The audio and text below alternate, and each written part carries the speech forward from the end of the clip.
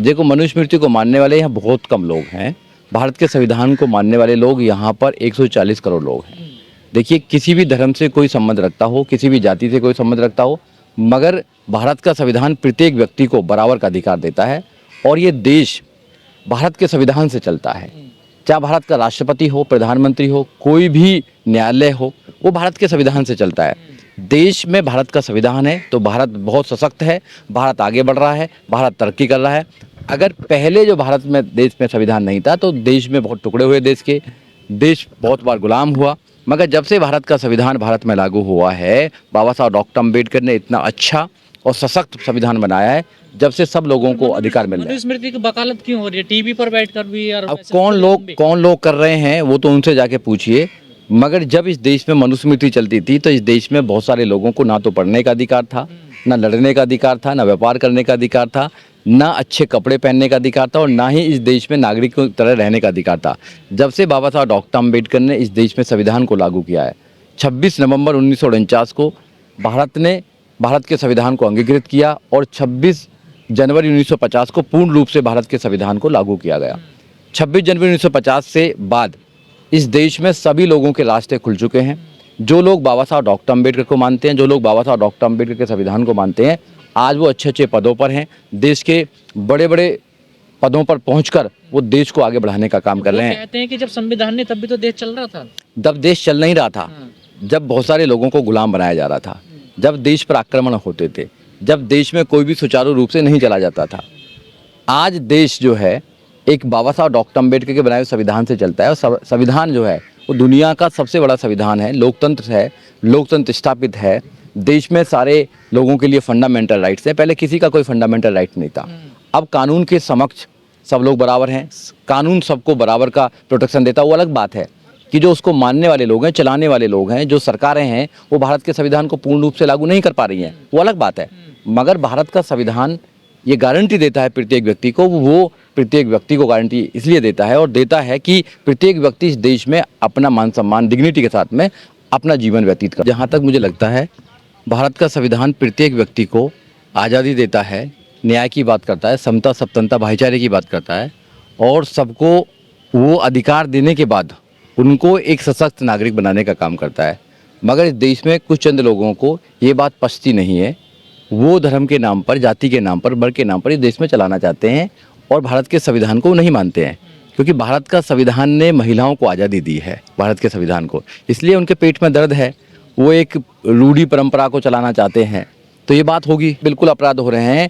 ये सरकारों की कमी है। सरकार भारत के संविधान को पूर्ण रूप से अक्षर से लागू नहीं कर पा रही है। जिस दिन भारत की सरकार भारत के संविधान को पूर्ण रूप से लागू कर देगी, उस दिन किसी भी व्यक्ति पर कोई शोषण नहीं होगा, किसी भी व्यक्ति का कोई अधिकार नहीं मारा जाएगा। क्योंकि आपने देखा होगा, शिक्षा का अधिकार भी भारत के संविधान में फंडामेंटल राइट्स है प्रत्येक व्यक्ति के लिए। 6 साल से लेकर 14 साल तक के बच्चे को फंडामेंटल राइट्स है एजुकेशन देने का। कौन देगा? State will provide to the every citizen of 6 to 14 years. तो नहीं दे पा रहे हैं। प्रोटेक्शन कौन देगा? वो सरकार देगी। डिग्निटी के साथ जीने का मौका कौन देगा? वो सरकार देगी। नौकरी कौन देगी? सरकार देगी। रूल ऑफ लॉ को स्टेब्लिश कौन करेगी? सरकार करेगी। सरकार भाईचारा पैदा करेगी, न्याय देगी, समता, सप्तनता की बात करेगी। मगर नहीं करती है। जब सरकारें किसी एक धर्म को प्रमोट करने लगे, एक प्रकार के लोगों को प्रमोट करने लगे, एक आइडियोलॉजी को प्रमोट करने लगे, तो वहाँ समझ लीजिए कि वहाँ भारत के संविधान को नहीं चलाया जा रहा है। भारत के संविधान को ख़त्म करके एक विशेष चीज़ को आगे बढ़ाया जा रहा है, जो सरासर गलत है। जब दुनिया आगे जा रही है, आगे बढ़ रही है, तब भारत पीछे की तरफ क्यों जा रहा है? देखिए, ये तो रूढ़िवादी परंपराओं ये तो उन सरकारों को पूछना चाहिए जो सरकारों के हेड हैं कि भारत में 20 करोड़ लोग रात को भूखे क्यों सोते हैं। भारत में कोई भी यूनिवर्सिटी दुनिया की यूनिवर्सिटियों से कम्पीट क्यों नहीं कर पाती है। हमारा जो मेडिकल सिस्टम है वो कोलैप्स क्यों हो रहा है। हमारा एजुकेशन सिस्टम इतना बेकार क्यों है। हमारा रूल ऑफ लॉ इतना बेकार क्यों है। कोर्टों में इतने पेंडिंग केस क्यों हैं। अदालतों में डेट ही क्यों मिलती है। लोगों को न्याय समय पर क्यों नहीं मिलता है। ये तो सरकारों से पूछना चाहिए ना। और जो सरकारों से पूछता है, सरकार उस पर FIR करके जेल में पहुंचाने का काम करती है। कोई भी देश के अंदर जो एक्टिविस्ट हैं, पत्रकार हैं, एडवोकेट हैं, अगर वो सरकारों से उनके गलत कामों के लिए उनकी आंखों में आंखें डालकर सवाल पूछने का काम करती है, तो सरकारें उन पर फर्जी FIR करके उनको जेल में डालने का काम करती है, जो सरासर गलत है। तो क्या डराने की कोशिश की जा रही है? बिल्कुल डराने की कोशिश की जा रही है। समय समय पर डराने की कोशिश की गई थी, अंग्रेजों ने डराया, मुगलों ने डराया, सब लोगों ने डराया, मगर यहाँ के देश के लोग कभी नहीं डरे। वो हमेशा से लोगों के लिए काम करते रहेंगे और करते रहेंगे, चाहे किसी की तानाशाही की सरकार आ जाए। देश के लोग देश को बचाने के लिए, देश के संविधान को बचाने के लिए, देश के भाईचारे को बचाने के लिए, इंसानियत को बचाने के लिए वो सरकारों के आंखों में आंखें डालकर सवाल पूछती रहेगी। लेकिन इस सरकार में तो वकील भी खुलेआम अरेस्ट किए जा रहे हैं। हरियाणा में नया मामला प्रकाश में आया है। रजत कलसन को पुलिस ने अरेस्ट किया पुराने मामले में, उनको इस तरह से ट्रीट किया जैसे कि कोई हिनेस क्रिमिनल होता है, गंभीर अपराधी होता है, उसको घुटनों पर बिठाया। पूरे मामले को किस तरह से देखते हैं जो रजत कलसन की गिरफ्तारी हुई, हालांकि उनको जमानत मिलने जा रही है? देखिए, ये इस देश का दुर्भाग्य है कि जो इस देश के असहाय लोगों के लिए, गरीब लोगों के लिए लड़ेगा, चाहे वो कोर्ट में लड़ेगा, सड़क पर लड़ेगा, सरकार की आंखों का किरकिरी बन जाता है। सरकार उसको अपना विरोधी समझने लगती है और सरकार उस पर झूठी एफआईआर करके उनको प्रताड़ित करती है और उनको जेल में डालने का काम करती है। तो सरकार को समझना चाहिए कि आपकी जेलें, आपकी झूठी एफआईआरें फाइटर लोगों को, अम्बेडकरवादी लोगों को डरा नहीं पाएंगी। लेकिन रजत कलसन पर आरोप है कि वो जहाँ भी जाते हैं वो आरोपियों पे SC/ST एक्ट लगवा देते हैं, वो समाज में भाईचारा बिगाड़ रहे हैं, ऐसा कहा जा रहा है हरियाणा के जो पंचायतों में। देखिए, अगर कोई SC/ST पर कोई अगर जुल्म करेगा, कोई अगर एट्रोसिटीज करेगा तो उस पर SC/ST एक्ट लगना चाहिए as per the provision of law. अगर कोई एडवोकेट बताता है कि SC पर किसी नॉन SC ने अगर एट्रोसिटीज की है तो उस पर SC/ST एक्ट लगाइए, तो ये वकील का काम है। वकील अपना काम नहीं करेगा तो कौन करेगा, बताइए ना। वकील कानून की जानकारी रखता है, कोर्ट में भी लगवाएगा और वो वैसे भी थाने में भी लगवाएगा। अगर कोई एडवोकेट्स बाहर आकर अपने क्लाइंट्स के लिए, अपने समाज के लिए लड़ाई लड़ रहा है तो गलत क्या कर रहा है? ये सरकार की आंखों की किरकिरी बन जाते हैं। इसलिए जो मेरा कहना ये है कि समय समय पर सरकार की गलत नीतियों को बताने के लिए लोग सड़कों पर आए हैं, लोगों ने धरना दिए हैं, लोग एक्टिविस्ट बने हैं। अगर ऐसे लोगों के खिलाफ सरकार अगर कोई कदम उठाती है, झूठी एफआईआर करती है, जेल में डालने का काम करती है, तो जो हमारे देश के लोग हैं, जो अम्बेडकरवादी हैं, जो न्यायप्रिय हैं, जो समता पर विश्वास करते हैं, जो संविधान पर विश्वास करते हैं, उनको साथ देना चाहिए और एक आंदोलन बनाकर उनकी सपोर्ट करके उनका मनोबल बढ़ाना चाहिए। कह रहे हैं कि हरियाणा में जातिवादी घटनाएं ज़्यादा हो रही हैं, भाईचारा बिगाड़ रहे हैं रजत कलसन, समाज में जहर फैला रहे हैं वो। ऐसा नहीं है।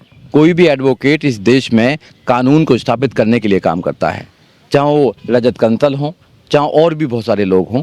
वो अपने समाज और उन वंचित समाज के लिए लड़ाई लड़ते हैं, चाहे कोर्ट में चाहे बाहर, जिनकी कोई सुनने वाला नहीं है। समाज में ताना बाना बिगाड़ दिया उन्होंने। यहाँ तक कि थाने में कोई सुनने वाला नहीं है, समाज में कोई सुनने वाला नहीं है। अगर कोई एडवोकेट बाहर आकर लड़ाई लड़ता है तो उसका मनोबल समाज को बढ़ाना चाहिए, उसका साथ देना चाहिए। नहीं तो कुछ लोग हैं, जो कुछ एडवोकेट है, जो आगे आकर लड़ाई लड़ रहे हैं, वो भी लड़ाई नहीं लड़ेंगे।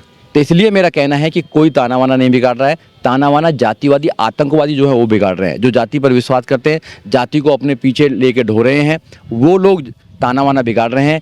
जब एक इंसान दूसरे इंसान को इंसान ही नहीं समझ रहा है तो लड़ाई तो लड़ेंगे ना। जब लड़ने की अम्बेडकरवादी जो है लोगों निशाने पर है ना, देखिए चाहे देखो, निशाने पे आएंगे जब तुम खरी बात कहोगे, सच्चाई बात कहोगे, जब तुम एक अपराधी को ये कहोगे तुम अपराधी हो और शोषण करने वाले को आप कहोगे शोषण मत करो, आप जुल्म मत करो, तो उनको तो बुरा लगेगा।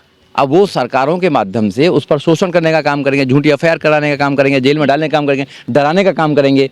मगर अम्बेडकरवादी ना तो पहले डरते थे, ना आज डरते, ना आगे डरते रहेंगे। वो लड़ते रहेंगे। संघर्ष करना उनका काम है। संविधान के माध्यम से रूल ऑफ लॉ को स्थापित करना उनका काम है। संविधान को बताना, लोगों को जागरूक करने का उनका काम है। और करते रहेंगे, आखिरी सांस तक लोग करते रहेंगे। अम्बेडकरवादी बनना इतना आसान नहीं है। मैं हमेशा कहता हूं, जो उनको मीडिया ट्रायल किया, घुटनों पे बिठाया, उसकी तो कुछ लोग आलोचना कर रहे हैं कि पुलिस को ऐसा नहीं करना चाहिए, वकील को। देखो, आलोचना बिल्कुल होनी चाहिए। पुलिस है, पुलिस भी देखो, कुछ पुलिस वालों को छोड़कर ज़्यादातर जो पुलिस वाले हैं उनके अंदर जातिवाद बहुत कूट का भरा हुआ है। कुछ जो पुलिस वाले हैं वो बहुत जातिवादी लोग हैं। मेरा मानना ये है कि जितने भी जातिवादी ऐसे जो पुलिस वाले हैं उनके खिलाफ कानूनी कार्रवाई होनी चाहिए, विभागीय जांच होनी चाहिए। और जब विभागीय जांच होगी तो ऐसे लोगों को सस्पेंड भी किया जाना चाहिए, क्योंकि यहाँ पर आप न्याय को स्थापित करने के लिए आए हैं, रूल ऑफ लॉ को स्थापित करने के लिए आए हैं, ना कि जातिवादी गुंडों की तरह काम करने के लिए आए हैं। इसलिए ऐसे लोगों के खिलाफ सख्त से सख्त कानूनी कार्रवाई की जाए, सस्पेंड किया जाए ऐसे लोगों को।